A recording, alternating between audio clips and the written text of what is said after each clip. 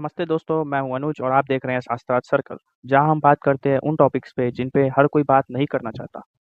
तो आज का हमारा टॉपिक है when boys talks about women safety and empowerment. आजकल सोशल मीडिया पे एक डिस्कशन चल रहा है और एक वीडियो बहुत ही वायरल जा रहा है। चलिए हम आपके लिए वीडियो प्ले कर देते हैं। There is a private college. The matter nobody is supporting.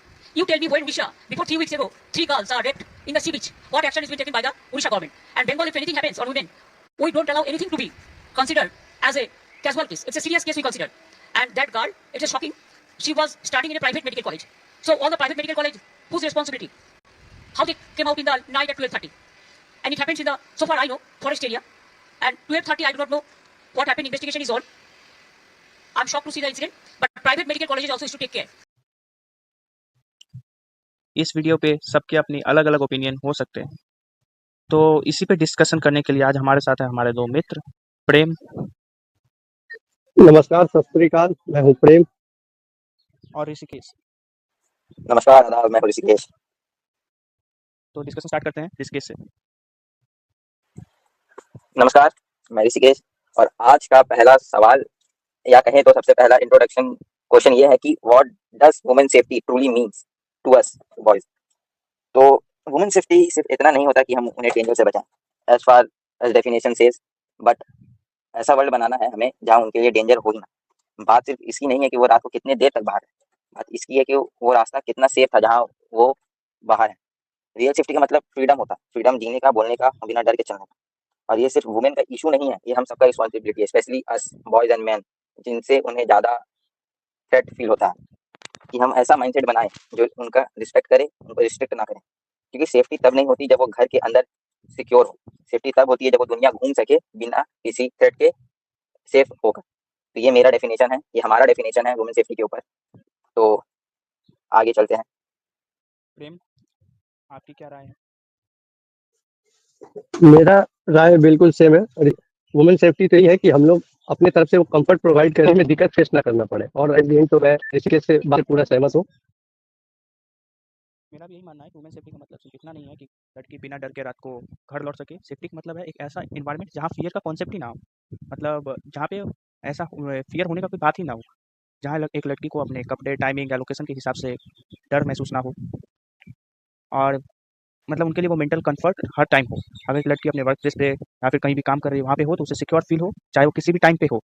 तो ये हम मतलब एक सोसाइटी की तौर पे ये हमारा रिस्पॉन्सिबिलिटी कह लिया या फिर दायित्व कह लीजिए, ये हमारा दायित्व है कि हम उन्हें कंफर्ट और सिक्योर फील करवाएं। तब हमारे हिसाब से वुमेन सिक्योरिटी, वुमेन सेफ्टी का अर्थ सिर्फ फ्रीडम का इशू है नहीं। इसका हमने ये मतलब निकाला है कि हमें एक मेंटल और फिजिकल इंफ्रास्ट्रक्चर बनाना होगा सोसाइटी के लेवल पे, कि ताकि उन्हें कोई थ्रेट या महसूस ही ना हो, फियर का कॉन्सेप्ट ही खत्म हो जाए। तो इस पे आगे बढ़ते हुए हम एक और नए सवाल पर चलते हैं, वुमेन सेफ्टी से वुमेन एम्पावरमेंट, कि what does women empowerment mean. और इसका जवाब देंगे हमारे अपने प्रेम।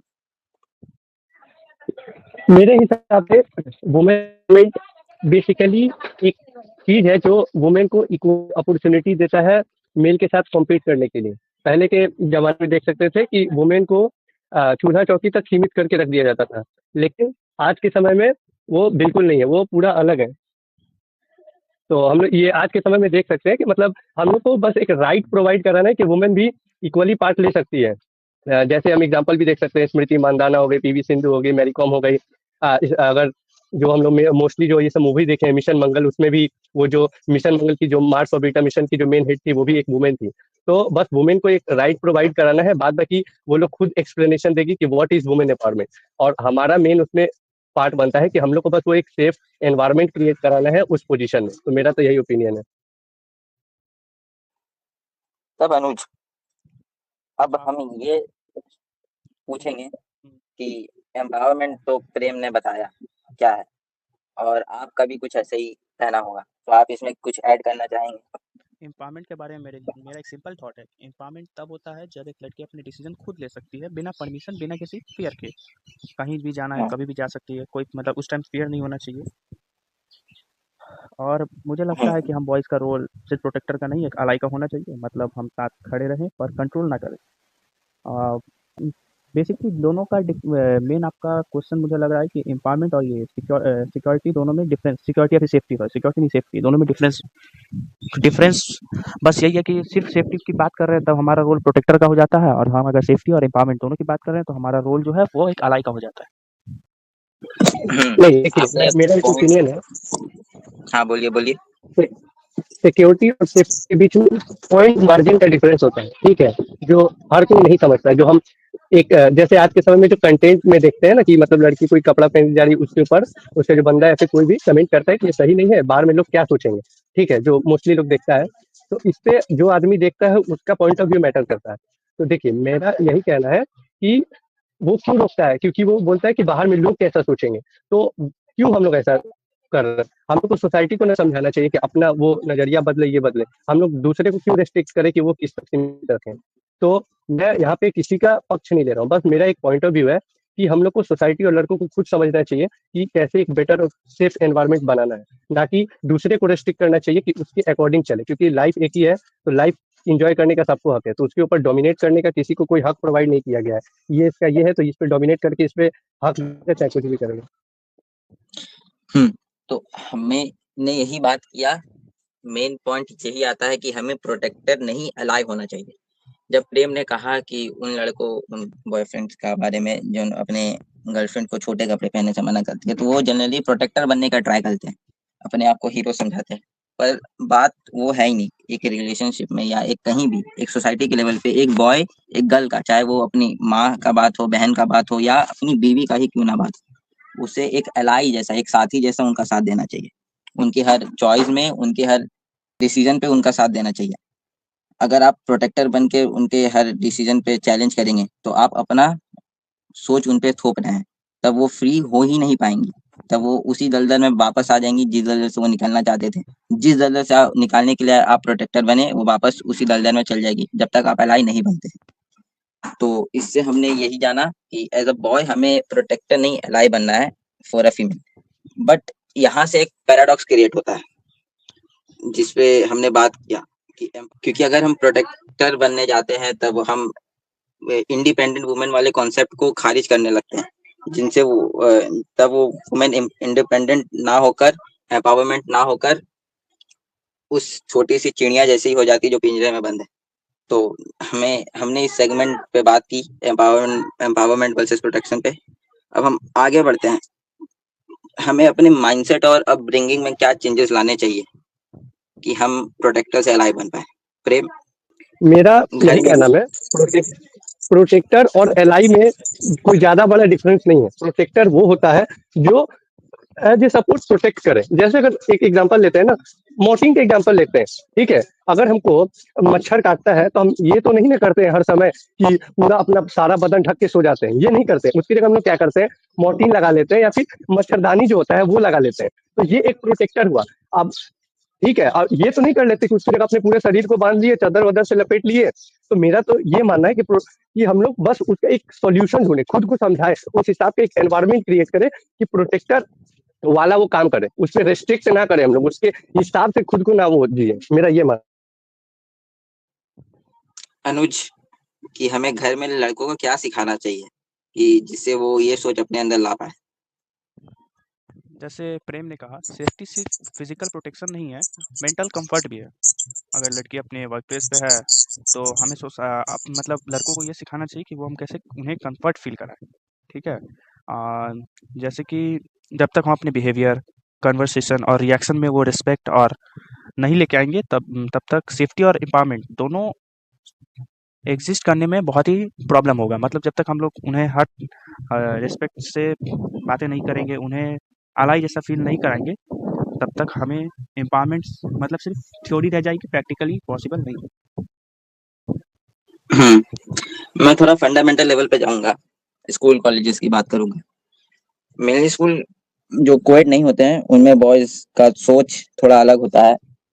और हमें तो पहले ये करना चाहिए कि मेनली स्कूल कोएड होने चाहिए जहाँ बॉयज और गर्ल्स को एक दूसरे का एक्सपोजर हो। बॉयज गर्ल्स के बारे में समझे, उन्हें क्या डे टू डे प्रॉब्लम होती है और क्या एज अ बॉय उन्हें क्या करना चाहिए as an ally, as a friend, उन्हें सपोर्ट करने के लिए। और दूसरा कि इन सिलेबस और इन जनरल टीचिंग इन घर और कहीं भी हमें उन दोनों को एक दूसरे से अलग ना रखकर एज ए ह्यूमन एक दूसरे का साथ देना सिखाना चाहिए। तब अगर हम गर्ल को एक वुमेन को एज एन ह्यूमन ट्रीट करेंगे तो वो इक्वल होंगी as a boy as an human के हिसाब से। अगर हम दोनों को अलग अलग as a boy as a girl treat करेंगे तब वो आगे जाकर वो भेदभाव क्रिएट होगा ही होगा। तो मेरे हिसाब से तो यही है कि इसी माइंडसेट को चेंज करना है फंडामेंटल लेवल पे कि बॉयज गर्ल में डिफरेंस ही ना करे, जिससे आगे जाकर उन दोनों में इक्वालिटी रहे। और धीरे धीरे ही स्लोली बट स्टेडीली यही होगा कि बॉयज और गर्ल के बीच में भेदभाव कम होगा। और होपफुली कि आगे जाकर वुमेन एम्पावरमेंट और वुमेन सेफ्टी जैसे शब्द हमें सुनने ना मिले, क्योंकि उनका जो थ्रेट है, उनका जो कॉज है ऐसा शब्द यूज करने का, वो इन फ्यूचर हो ही ना। बेसिकली मतलब हर छोटी-छोटी चीज़ें भी मैटर करती हैं। जैसे अपनी बाउंड्रीज़ को समझना, और ये होता है ना, कोई भी वुमेन पे जोक हो तो सब बहुत लाइक आते हैं, उस पे बहुत हँसते भी हैं, तो इन सब पे भी हँसना बंद करें। मतलब ऐसा नहीं कह रहा कि जोक्स मतलब कॉमेडी, मतलब ये नहीं कह रहा कि कॉमेडी ना करे, ऐसा कुछ नहीं, पर इन जनरल मैं बोल रहा हूँ। और यही है हमें डू चाहे कॉमेडी बट नोइंग, हाँ, हाँ, हाँ। कॉमेडी करो बट अपना बाउंड्री देख के। बाउंड्रीज़, वही मतलब बाउंड्रीज़ में रह के सब चीज़ करें। और ये जो वुमेन एम्पावरमेंट है सिर्फ लड़कियों का इशू नहीं है, ये सोसाइटी का इशू है। जब तक हम बॉयज़ नहीं समझेंगे तब तक कुछ नहीं बदलेगा एज़ प्रैक्टिकली। और बॉयज की समझने से ही नहीं होगा, लड़कियों को भी समझना पड़ेगा कि उनका राइट क्या है और क्या उनका फंडामेंटल राइट है कि क्या करना है क्या नहीं करना है। तो यहाँ पे लड़कों के साथ साथ लड़की तथा सोसाइटी सबको समझने का जरूरत है। प्रेम ने सही कहा। अगर हम सिर्फ बॉयज को इस बात पे ब्लेम करेंगे तो फिर आगे जाकर ये बॉयज गर्ल का भेदभाव वापस क्रिएट होगा, पर डिफरेंस ये हो जाएगा कि बॉयज नीचे रहेंगे और गर्ल्स ऊपर चल जाएंगे। तो वही है, एज अ इक्वली ट्रीट करना है दोनों को, एक दूसरे के बात पे ध्यान देना है, दोनों को एज अ ह्यूमन सोसाइटी के लेवल पे सोचना है एक दूसरे के बारे में, तभी जाकर हमें एक अच्छा सोसाइटी मिलेगा फ्यूचर में। तो आई थिंक कि हमें अब इस वीडियो का अंत करना चाहिए, क्योंकि हमने अपने हिसाब से सारे टॉपिक कवर किए हैं। बस यही कहना है कि ये डिस्कशन हमने अपने नज़रिए से किया है, शायद इसमें इम्परफेक्शन हो, पर हमारे तरफ से ये पूरे ऑनेस्ट ओपिनियन थे। अगर आपको लगता है कि हम कुछ मिस कर गए हैं, कमेंट में ज़रूर लिखिएगा। अगर हमारे बात से आप एग्री करते हैं तब कमेंट कीजिए, डिसएग्री करते हैं तो भी कमेंट कीजिए। वीडियो अच्छा लगे तो लाइक कीजिए, नहीं तो डिसलाइक कीजिए। डिस्कशन यहाँ से आगे डिसलाइक क्यों? बढ़ते रहेगा इन कमेंट सेक्शन। तो आज का हमारा वीडियो यहीं पे अंत करते हैं। डिस्कशन कैसा लगा वो ज़रूर बताइएगा, और अगला वीडियो बहुत ही जल्द आने वाला है, तो जुड़े रहिए शास्त्रार्थ सर्कल के साथ।